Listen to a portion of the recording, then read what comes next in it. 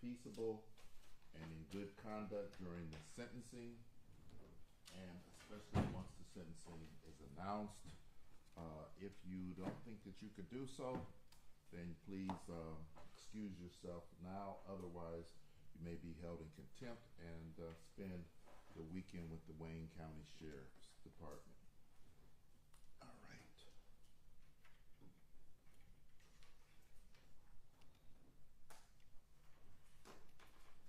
All right, calling case number 22-006926,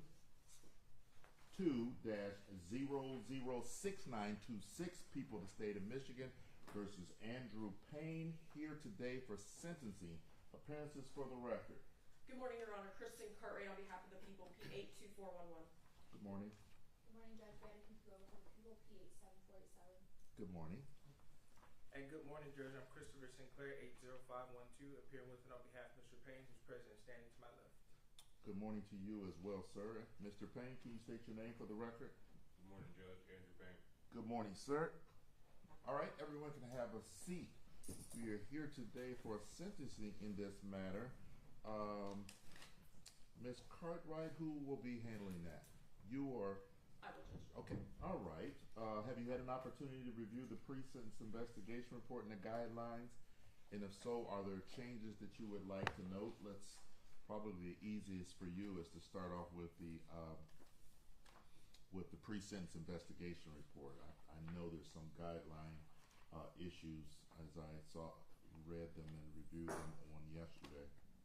Judge, I don't have any changes to the body per se. I don't have anything. I'm going to assume that his jail credit is correct, so I have no issues with that. Okay. I don't think there's anything else. All right.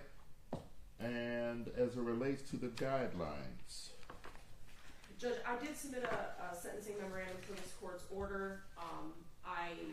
And I forgot to note that I am in receipt of both of the one from the people as well as the defense. I'm sorry, Judge. No, go ahead. I was just going to say, I would stand on the ones that I submitted in my sentencing memorandum. If the court finds it easier to go one by one, I do. then that's fine with the people, Judge. All right, let me flip to that. And I would note that as it relates to these guidelines, that any changes, correct me if I'm wrong, but should apply to all 5 criminal convictions for criminal sexual conduct and the kidnapping. And is that correct? That is correct. All right. All right, let us begin with the prior record variables. Judge, I will make that easier. The only one I have an issue with is PRV 7. MDOC has that scored at 0. I have that scored at 20, or 2 or more concurrent felony. All right, and that is how the court scored it. Mr. Sinclair? No objection to that for the concurrent felony convictions. All right, and that would make that PRV level C, Judge. C? All right, let us begin with our OVs, please. Judge, I scored OV1 at 5 points. MDOC scored it at 15. I do take a little bit of an issue with that, and I believe that the Court of Appeals would as well. They did not find the defendant guilty of the last count, which is felonious assault involving a firearm. And I don't think that would necessarily, I believe that's too high. I did score it at 5, pursuant to the other gun that was in the house at the time. It was implied that it was there, and it was not, and this is not part of the sentencing offense involving a felonious assault or an armed robbery. So I scored it at 5 points. Mr. Sinclair? Judge, I scored that at 0. It says no aggravated use of a weapon occurred. Based on the jury's verdict, they didn't believe the implication, from my view, let me say it that way, is that they didn't believe that the presentation or use of a weapon played a factor in what they believed took place on that day. All right. The court is going to score that at 5. A weapon, based upon the testimony at trial, a weapon was certainly implied. Whether there was none that was recovered, none that worked. They were all not fake, but what's the word I'm looking for? Can we say Inoperable. that? Inoperable, or certainly some. None were toys, but they were. We'll just go with fake guns, or certainly the one inoperable gun. So, but it was implied, and that was based upon the testimony of the complainant in this matter. That was the reason why she was unable to leave that location. So I'm going to score it at 5. OV2. And Judge, I came up with the same amount as MDOC, which would be 5 points for the same reasons as indicated. There was a shotgun that was in that box in the TV in the bedroom, which the complaining witness in this matter observed. So, Judge, I believe also that if it's in his house, it would fall under the possession argument. All right, and Mr. Sinclair. I didn't object to MDO scoring of OV2 as 5. All right, then it is 5. OV3. Judge, I had that, MDOC has that at 10, I have it at 5 as well. Excuse me, 5 as is the rest of them, and for the reasons that she did, the complaining witness in this matter testified that her back and her legs hurt while she was getting that same exam done, so I did score 5 points for that and not the 10. All right, I recall that testimony. However, let's hear from Mr. Sinclair. I scored it at 0. I didn't believe that that the alleged pain would be considered injury in the way that's contemplated in the sentencing guideline. And then there was actual testimony that there was no physical injury to Ms. Garrett based on a testimony from Ms. Schoaf, I believe is her name, the same nurse.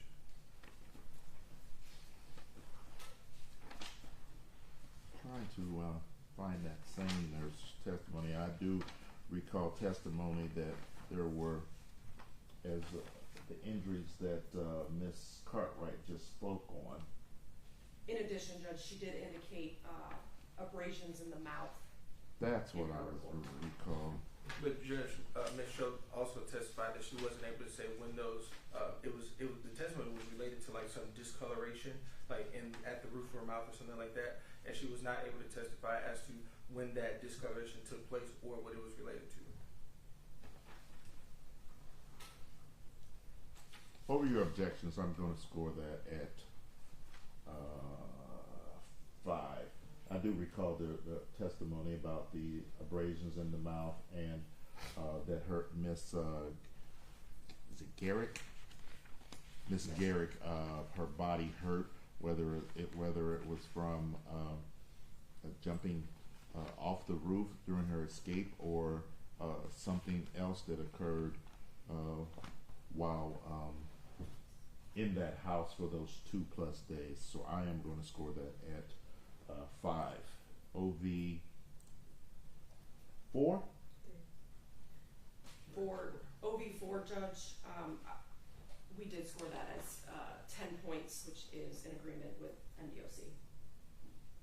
Mr. Sinclair? I didn't object to OV4. All right, OV7. Judge, the people did not score OV7, and the reason for that was because of the jury finding the not guilty verdict on the torture charge. That is a big appellate issue in resentencing, so the people did not score 50 points for that. Same, I scored it at 0, Judge. I spent some time looking at that on today. I know there's agreement, but there's an argument to be made that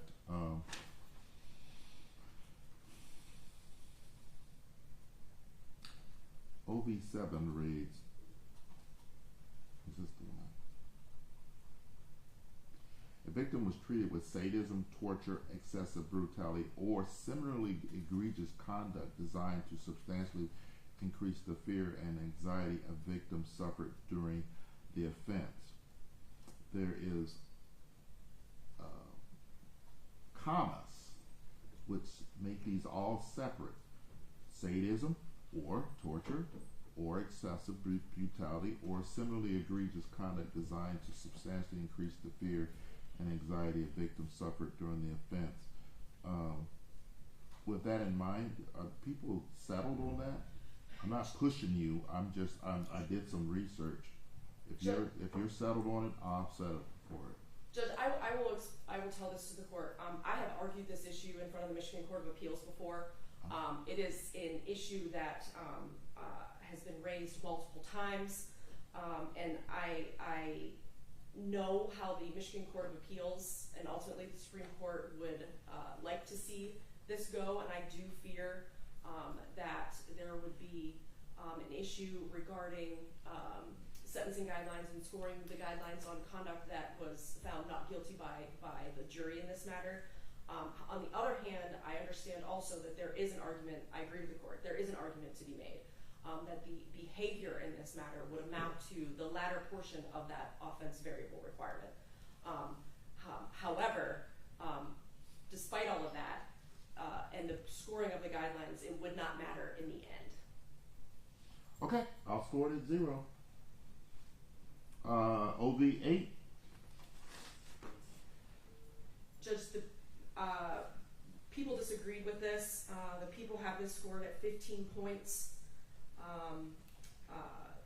Here, a victim was escorted to another place of greater danger. Or You're not disagreeing. You're agreeing. The MDOC has it scored at 15. Not on my copy, Judge. Oh, is that right? It's scored at 15 on mine, Judge. Are I'm you not look- saying that I agree. I'm saying that it's scored. Oh no, I got you. Are you looking at the? You're not looking at the kidnapping. You're looking at the. Or were you? Oh, I was, Judge. My Okay. apologies. All right. So as it relates to the criminal sexual conduct, you're in agreement that it's 15. Yes. I mean, you are. Let's Yes. hear from Mr. Sinclair. I scored it at 0, Judge, for the aspiratation portion. There was no movement of a victim to a place of greater danger. And I'll leave it there. I just scored it at 0. All right. The court is going to score it at 15. The victim was moved from outside the home and lured inside of the home and taken upstairs, where there was testimony that the door was locked and she was not able to leave. So there was some movement, and the movement was this court's recollection by force and not Miss Garrett's consent. So I'm going to leave that scored at 15. OV9 is 0, of course, with being just one victim. OV10. Here, the people scored 15, which would be in agreement with MDOC. And Mr. Sinclair? I scored it at 0. There was no testimony or evidence that said that Ms. Garrett was vulnerable in any exceptional way. I didn't hear any testimony, recall any testimony that would support scoring 15 for OV10. All right, and your argument, Ms. Cartwright. Judge, OV10, when scored at 15, deals with predatory conduct. So the predatory conduct is pre-offense conduct directed at a victim or a law enforcement officer posing as a potential victim for the primary purpose of victimization. The people believe that has been satisfied with the evidence presented in this case. All right. The court, it's having sat through that jury trial, it's going to score that at 15. There was sufficient testimony that the defendant lured the complainant, Ms. Garrett, to the location on a premise of seeking a job interview with a pastor from across the church that was located across the street. And there was also testimony that that is the reason why she came dressed like she did. She got either an Uber or a Lyft to that location, and only to find out that the defendant had other intentions. So the court is going to score OV 10 at 15 points. OV 11.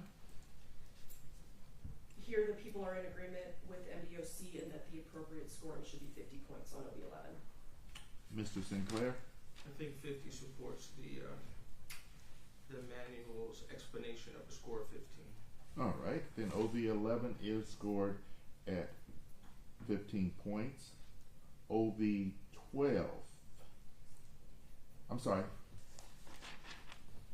At 50 points. OV 11 is 50 points. OV 12.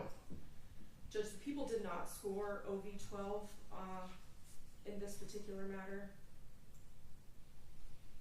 Choosing rather to score it at in the OV 13. Correct, Judge. It's always that distinction that a lot of people don't know, and you have to study, and every time I come upon it, I have to revisit it.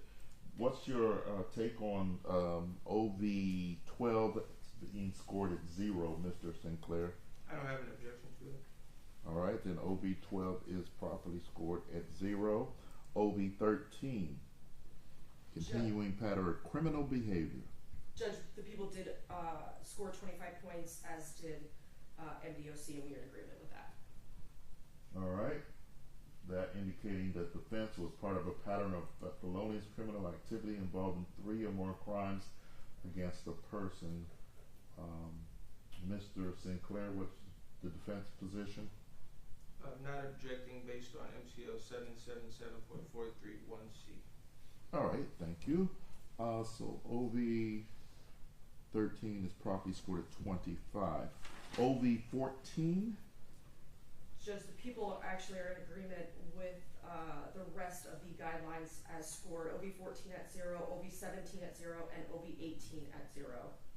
All right, and as to OV 13, 14, 17, and 8, I'm sorry, 14, 17, and 18 being scored at 0, Mr. Sinclair, what's the defense position?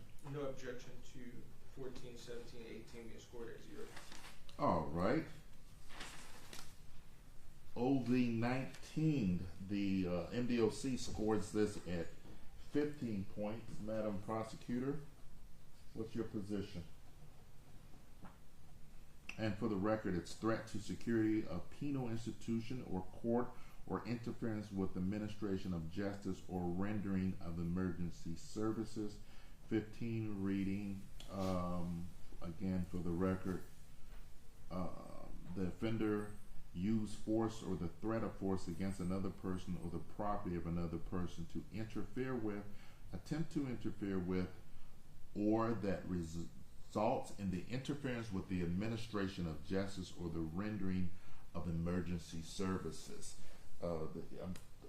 I'm interested in your take on this, both sides, but there was testimony that this court remembers that the complainant's phone was destroyed, and certainly that it was taken from her once she was taken up to the bedroom upstairs.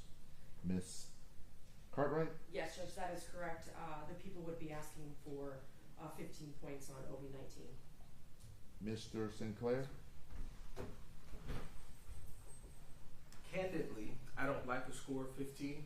I prefer a score of 0 because I think the spirit of OV 19 is connected to the penal institution, as it's the title of the OV. But I understand it's a or scoring, and there was no testimony in the record that that led us to definitively or conclusively say that Mr.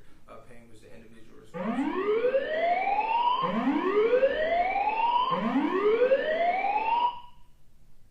responsible for the destruction of the phone. And also, Judge, I'd note that we're kind of maxed out on OVs, so once you get past 100, there's no change to the guidelines that takes place. Understood. I'm going to score it at 15 for the testimony that I stated on the record that this court recalls from the complainant,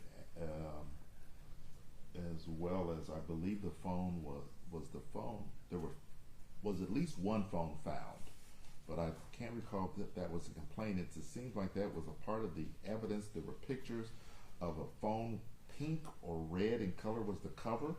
Is the court recollection? The court is correct, Judge. That was her fault. Okay. All right. So I'll score that at 15. Now, I used to be an accountant, but I'm not going to do this in terms of the math. Let's all do it together silently, and then we'll come to a conclusion unless someone's already got it. 15, 20. There is a change there. It's the guideline range according to my calculation. It's 135 to, well, the bottom end is 135. We'll put it that way. How many? What's the offense variable score on the 10, 15? 145. Oh, you said 145? Yes, sir. All right. 145. OV level stays the same. So we have a C, PRV level C, OV level 6. Guideline minimum range changes to what? 135 to 225 is my calculation. You said 235 or 225? 225.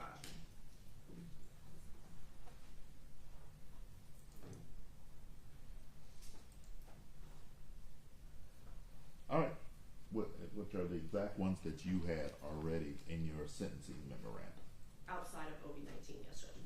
Correct. Okay. All right. Mr. Sinclair, we've gone over the guidelines. The actual report, the pre-sentence investigation report, have you had an opportunity to go over that and the guidelines with your client? Yes, sir, I have. And are there any changes that you would like to note to the body of the report? Judge, the only challenges I have are found on page 3 under description of offense narrative. I think there are details that are included in this narrative that weren't necessarily supported at trial from my perspective. The court may disagree, but I think it's maybe negligible, of negligible impact at this point because, of course, the court was present for trial. In the first paragraph, it says that toward the end of the line, it says by gunpoint, and I think that and again, this is my analysis. Where are you? You're still on page 3? Yeah, page 3 under description of offense narrative. Paragraph. Second paragraph, second line. I struck the words by gunpoint. I think there was ample testimony that there was no real weapon that was used on this date and at the time of the offense. And I think that including the words by gunpoint are maybe a little bit of a misnomer as it relates to the testimony that was put forth at trial. All right. Do you have any comments or?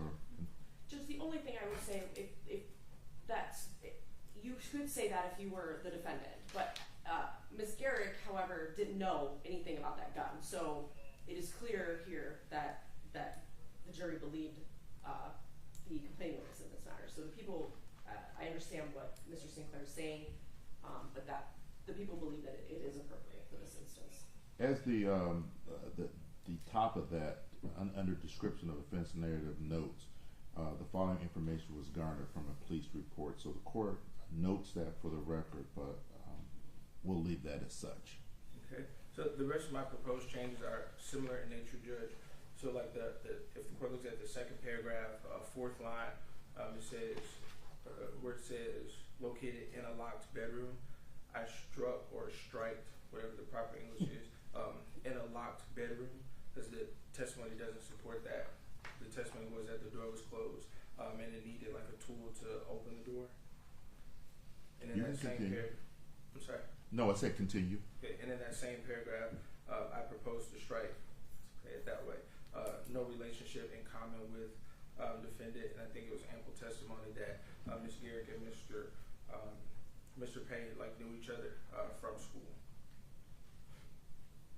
Anything else? Yeah, I'll just go down the list.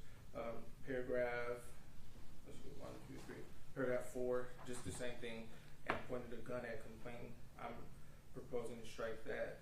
Locked them in a room. Are you on the same page, page 3 or 4 now? Yes, sir. I'm still on page 3. Okay. 1, 2, 3. The fourth paragraph. The first change and pointed a handgun at complainant. There's the end of the first line and it wraps to the beginning of the second line. And it says locked in a room again. That is third line toward the end of that line. Mm-hmm. And I'm proposing the court strike the fifth paragraph in its totality. Okay.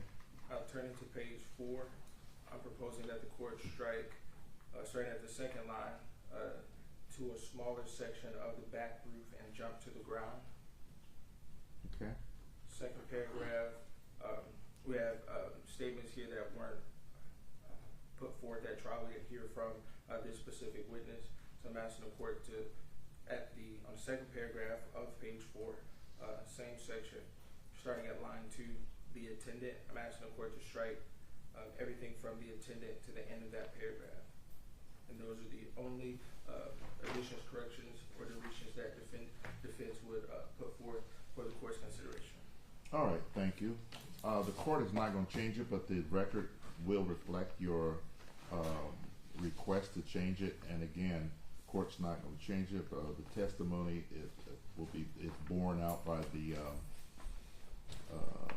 or certainly recorded and it will available via transcript. This is just information that a police report indicated, some of which may not be consistent exactly with what was testified to at court.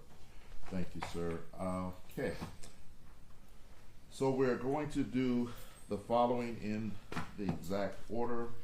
We're going to hear from the prosecution, and if Ms. Garrett wishes to make a statement, then we'll hear from her first and then the prosecution. Or if it's written, we'll hear from the prosecutor, then we'll hear from Mr. Payne, and Mr. Sinclair will have the last word before the court imposes sentence. Ms. Cartwright? Judge, a couple things. Ms. Garrick is present in the courtroom today. She does not wish to make a statement.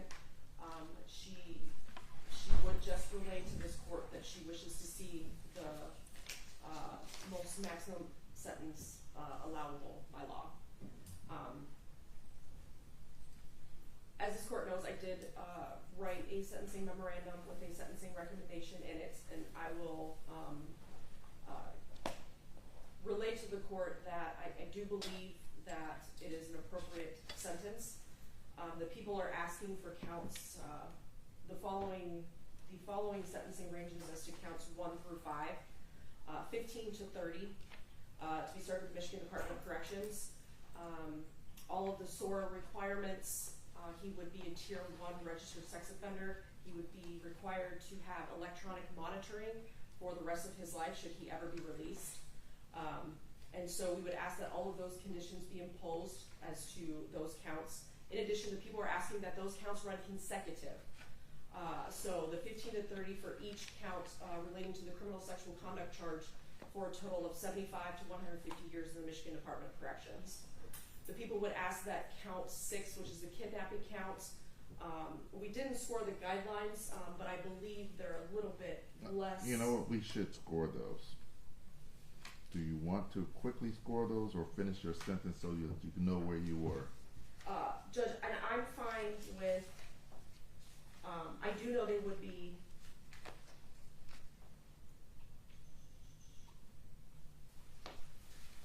Judge, we probably should score these. I don't All right, know how correct they we'll are. stick a pin in there. You'll have to remember where you were. All right. That's fine, Judge. All right. So kidnapping. Some of which can be comparative, even though Mr. Sinclair can certainly have an opportunity to place his objection on the record. We'll start off with PRV. So a PRV 7 should be the only one scored. And that should be scored at 20 points, correct? Yes, Judge. Making that a PRV level C. Is that correct? Yes. All right. OVs, stop. I will let you go until Mr. Sinclair, until we stop you. So to make it easier, a little bit easier, Judge, I would score the same guidelines as we did earlier, with the exception of OV8, because kidnapping is the offense. That has to be a 0. Correct. So the 5 for OV1, the 5 for OV2, the 5 for OV3, the 10 for OV4, and then the 0 for OV7. 0 for OV9. I would be in agreement with those as it related to the charge of kidnapping. And OV19 and 20, 19 being 15, Yes. and OV20 being 0, which we are, give me a total for you, and then I'll let Mr. Sinclair make his objections. The other portion I would change would be OV12, Judge. I believe that should be 0 instead of 10. Correct. So, did you do the math real quick? 15, I sure 25, will. 40, 90, 115. I have 130. What do you have? The same, Judge. 130 for what number? As a total. And I'm going to let you make your objections, sir, in a moment. But that's the total that we, 5 for OV1, OV2, 5, OV3, 5, OV4, 10, OV7, 0, OV8 and 9, 0, OV10, 15, OV11, 50, OV12, 0, OV13, 25, OVs 14, 17, and 18 at 0, OV19 at 15, and finally OV20 at 0, for a total of 130, which will bring us up to OV level 7, correct? OV level 6, Judge. Is it 6? It is. All right, so, oh, that's right, it stays the same. All right, so, sir, do you want to pick out the ones that you object to, or how do you want to do it before we come to a total? I just needed to do my math, but this they'll be the same as the scorings and arguments for the CSE 1 scoring, so I don't have an objection with placement of 2. Okay, And thank you. My total is 130, OV level 6. All right, and that would give us a minimum guideline range, Ms. Cartwright? 135 to 225, Judge. The same as the, excuse me, the other first 5 counts. Understood. Now, let's go backwards to your argument. So, Judge, I'm just going to pick up where I left off, which was at count 6, which would be the kidnapping charge. The people would recommend a sentence of 15 to 30 years to run concurrently to counts 1 through 5. And, Judge, as to the final charge with conviction, which was the assault by strangulation, suffocation, the people would ask for a 5 to 10 year sentence at Michigan Department of Corrections to run concurrent to all the other counts.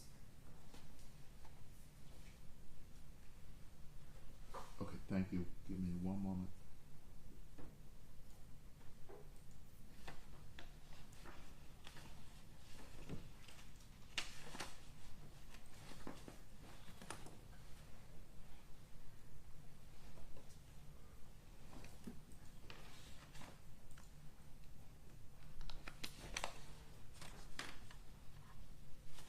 All right, Ms. Cartwright, the complainant here is here. You indicated that. Is there a statement that you wish to place on the record? There is not, Judge, other than what I've already stated as to she would just like to see the maximum sentence possible.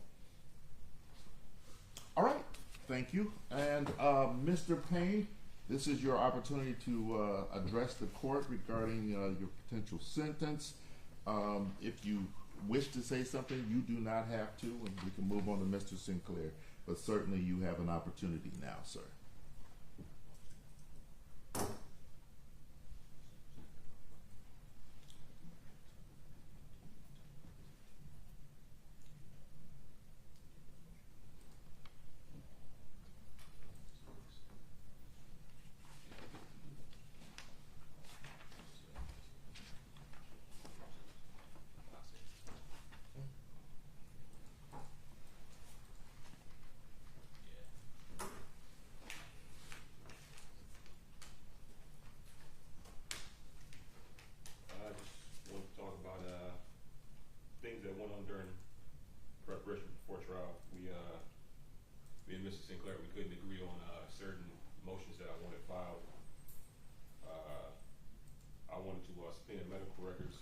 Sir, do you have anything that you want to say about my potential sentence?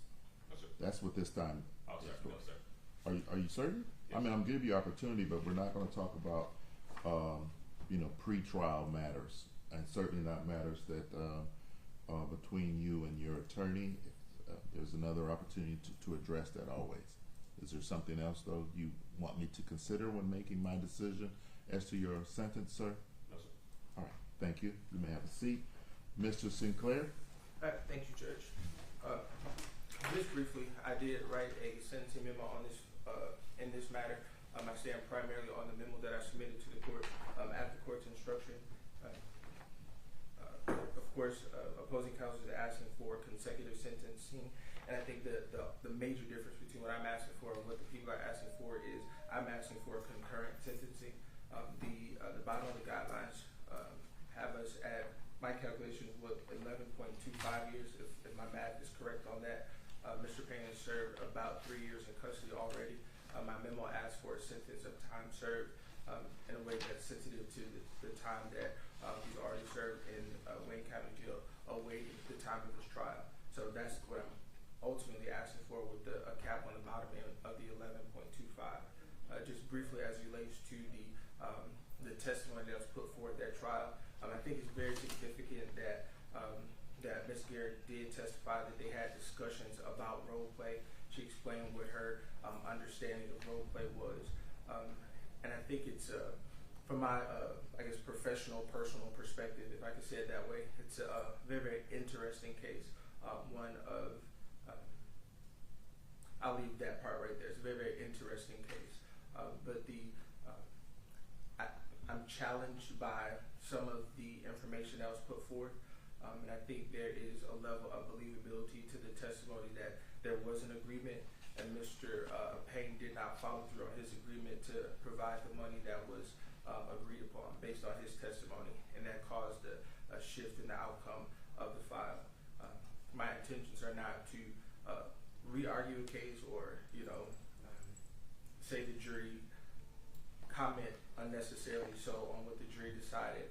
But I think those are some of the things that I'd like the court to consider when the court fashions a sentence. And thank you for this time and space. All right, thank you, sir.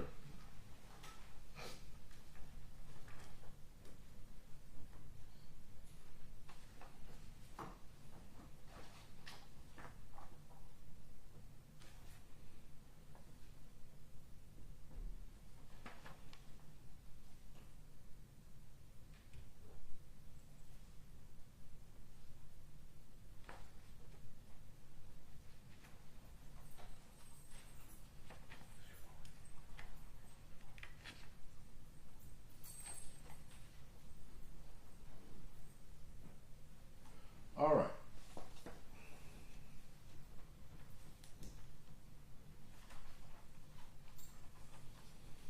I have much to say, so I'm not even going to ask you to stand up yet, sir. This was a case that the court set as the jurist, knowing that 12 jurors, 12 persons of your peers were served as jurors and made the decision to find you guilty of 5 counts of criminal sexual conduct in the first degree, 1 count of kidnapping, and 1 count of assault with intent to do great bodily harm, less than murder or strangulation. I had an opportunity to listen to disturbing testimony over the course of 7 days or so.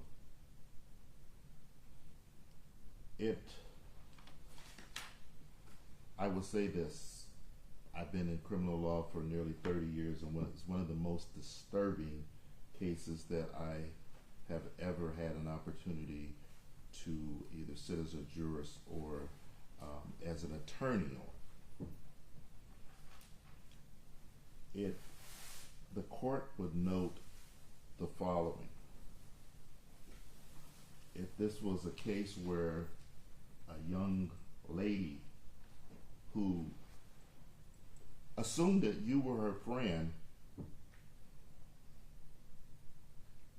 believed in you, believed you to her own ultimate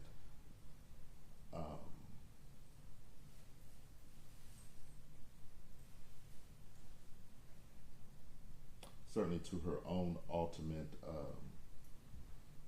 untimely, unnecessary,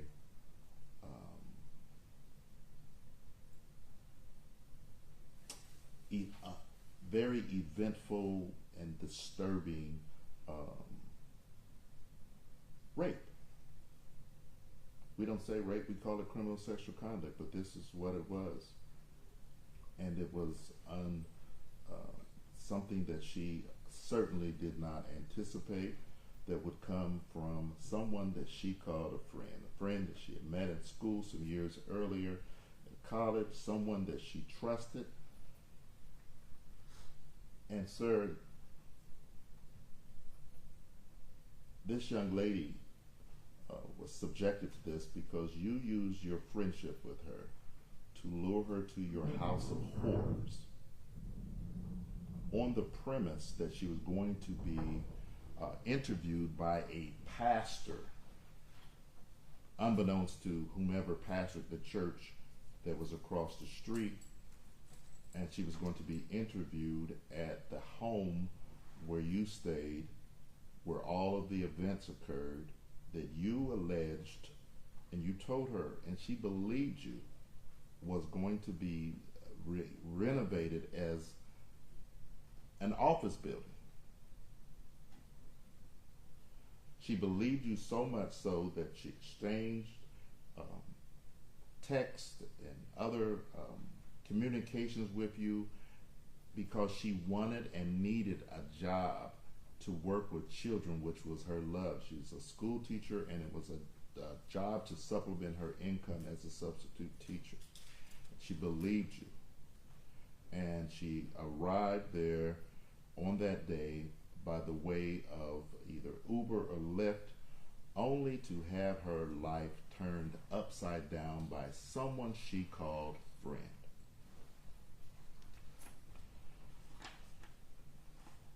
Mr.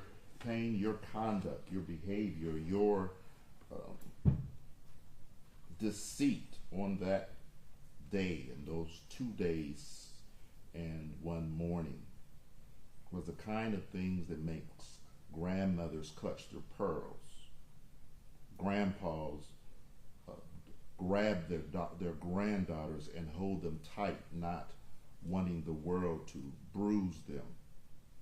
It's the kind of behavior that makes mothers become helicopter mothers, and every place their daughters or their children go, they're always there, flying in and flying over, and not so fearful that they don't let their children out of their sight for more than a few hours, and always making calls, and their children are just huddled over because of this kind of behavior.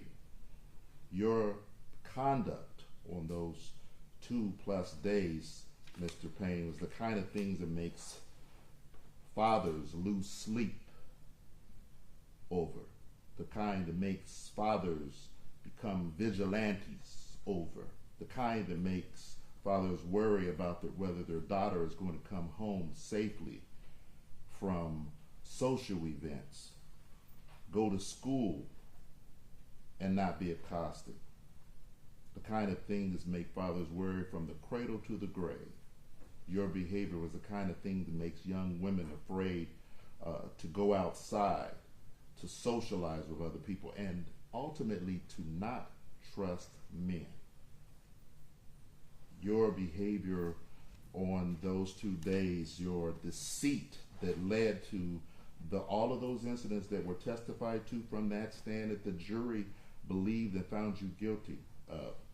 Your behavior is the kind of things that makes legislators scramble to keep up with the laws that intended to deter people from committing such atrocities, and making the consequences when they do violate women the way that you do, makes those legislators come up with new laws and extend time limits for serving, the consequences in correctional institutions. Your behavior was unseemly, unnecessary, untimely for Miss Garrick, and ultimately brings us to this stage at your very young age, because you chose to be deceitful to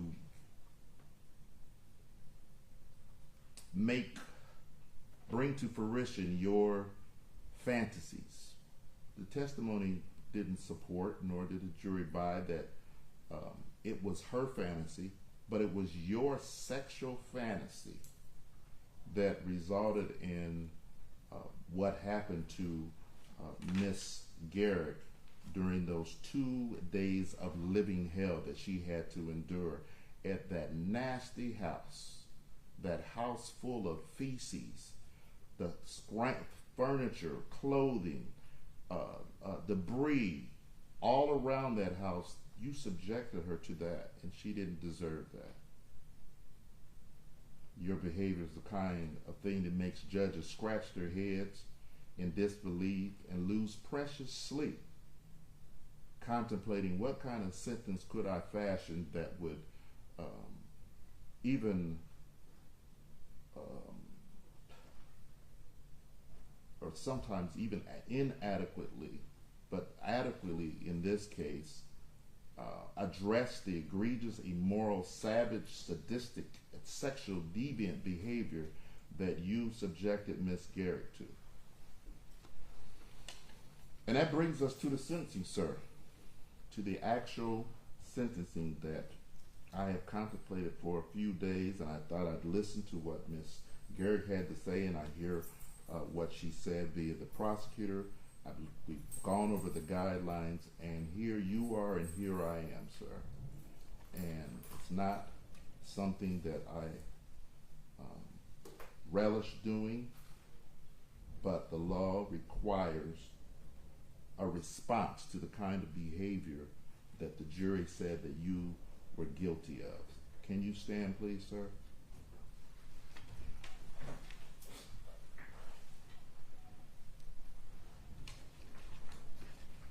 You can have a seat. I need to read some law.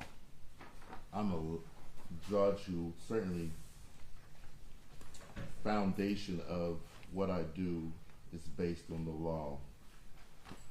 I'm telling you now, that I'm going to depart from the sentencing guideline. I do not believe that the sentencing guidelines adequately address some of the seriousness of the circumstances that surrounded the offense on those 2 days of living hell for Miss Garrick.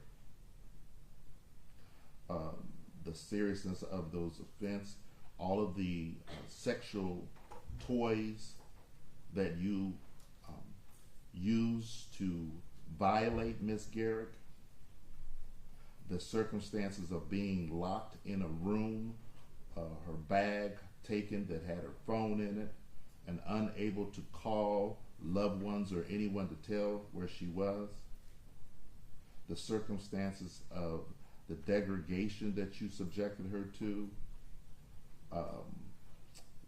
the penetrations. She testified that she was a virgin,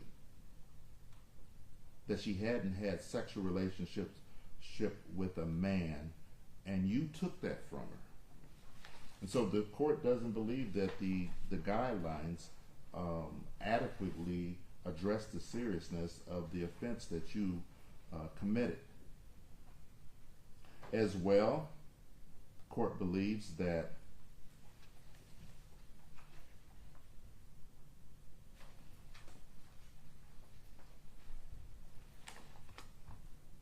the fact that Miss Garrick considered you a friend is another reason that this court is departing from the sentencing guidelines.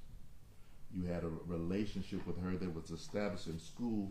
You didn't stick it out for more than 1 year, but she stuck it out, became a school teacher because she wanted to give something back. And you used that friendship as a hook in her mouth to get her into a compromising position where you took pictures, you had an X under a chair where you wanted her to sit so that you could live out your unseemly fantasies. And you did that. She didn't enjoy it. You did that. She vomited. She retched. She didn't want to be there, and yet you subjected her to that where she had no way of getting out. And you did that and you had the opportunity to do it because you said you were a friend and she believed you. And I note that this friend that you that she thought you were, the same friend had the nerve to tell her that you are the first one who fell for my ruse. Weren't your exact words, but something to that effect, indicating that to this court that perhaps you had tried it before. There was testimony. And that is another reason why I'm departing from the guidelines.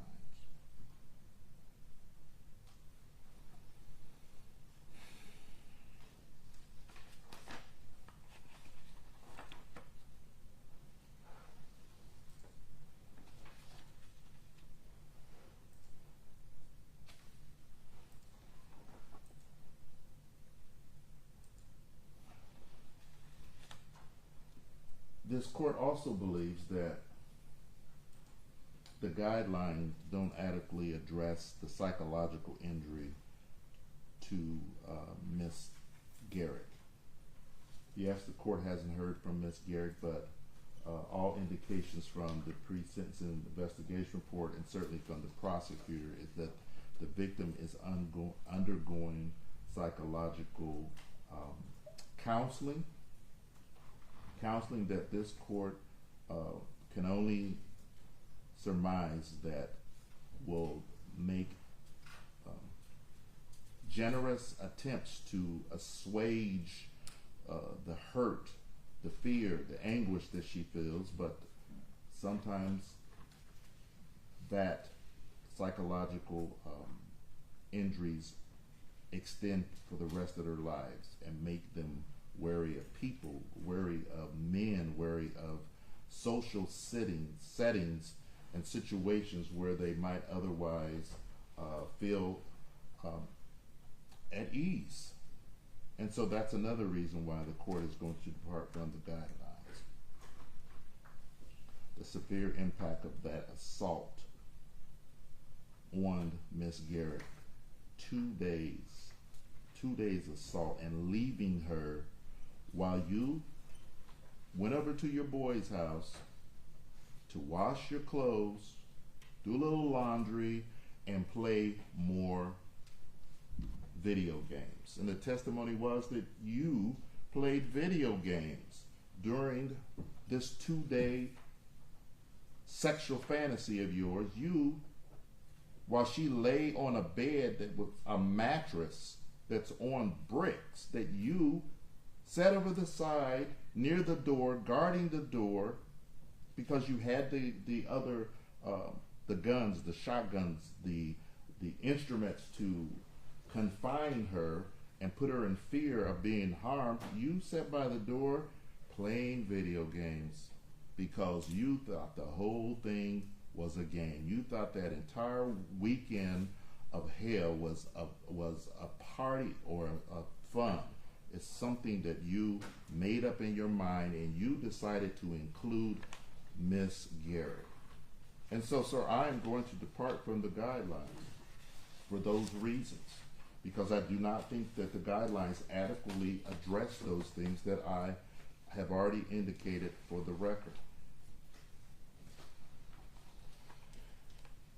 It is the sentence of this court, sir. Now you can stand. It is the sentence of this court that you be placed in the custody of the Michigan Department of Corrections to serve a period of, on counts 1, 2, 3, 4, and 5, a period of 25 to 50 years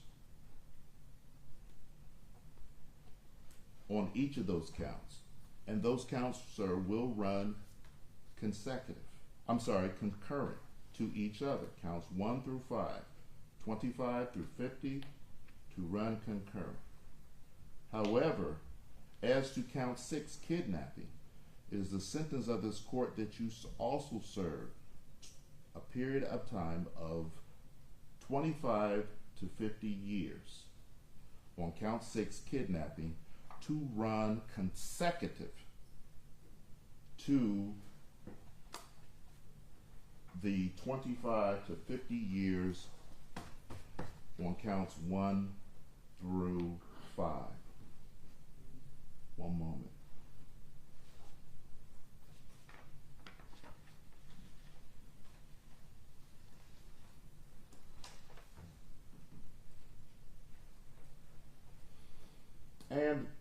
And the court is allowed to do that by law, and my reason for doing that is, sir, some of the same reasons that I certainly use and believe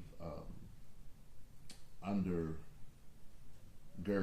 my decision to go outside of the guidelines, to depart from the guidelines, but also, sir,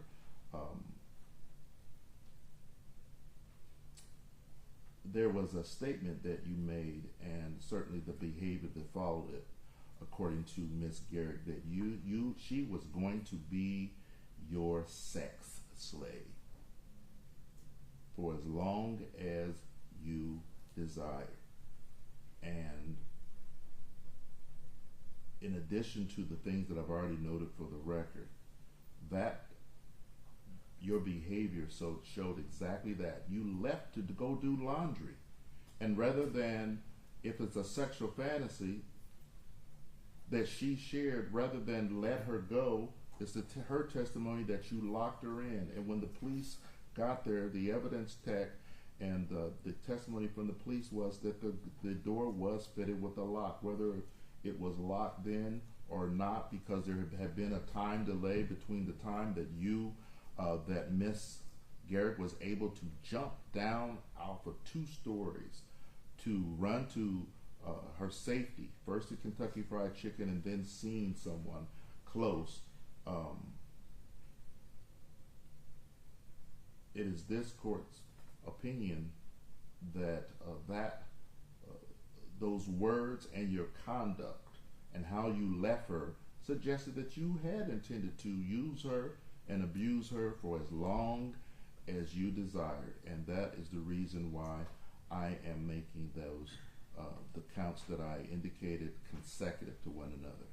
Count 6, 25 to 50 years consecutive to count the 25 to 50 on counts 1 through 5. And finally, as to count 7, assault with intent to do great bodily harm less than murder, or by strangulation, it is the sentence of this court that you serve 5 to 10 years in the Michigan Department of Corrections, and the 5 to 10 years, sir, will be concurrent to counts 1 through 5.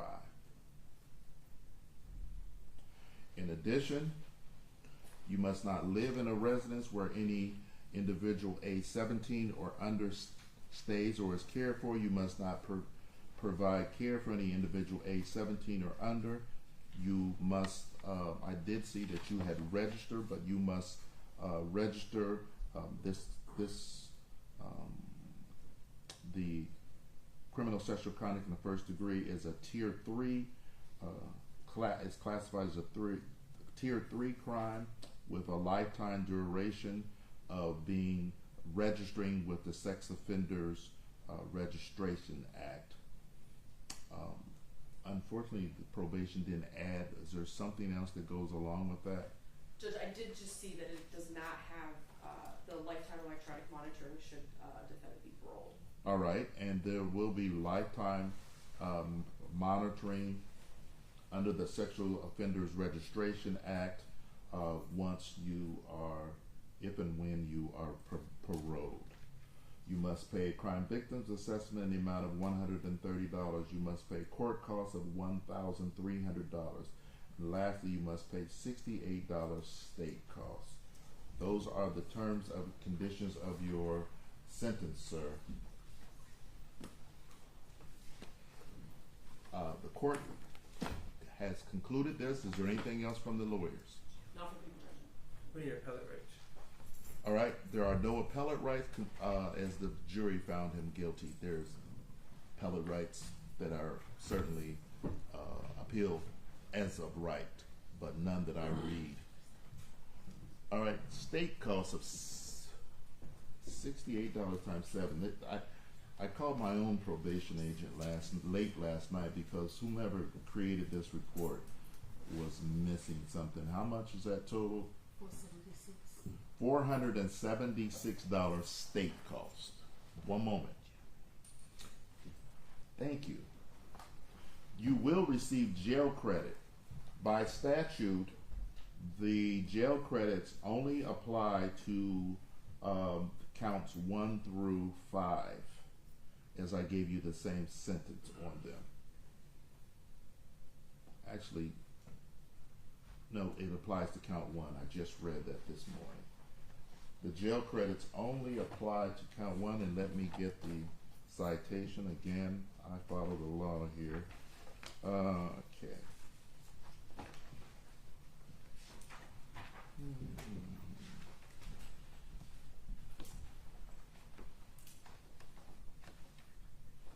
All right. Any jail credit to which the defendant is entitled should be applied toward the first sentence of the consecutive sentences. So the jail credit of 1,045 days will be applied against the sentence as to count 1, criminal sexual conduct. And that's People v. Cantu, C-A-N-T-U, 117 Mish at 399 at page 403, a 1982 case. All right? Unless there's something else from the attorneys, this matter is concluded.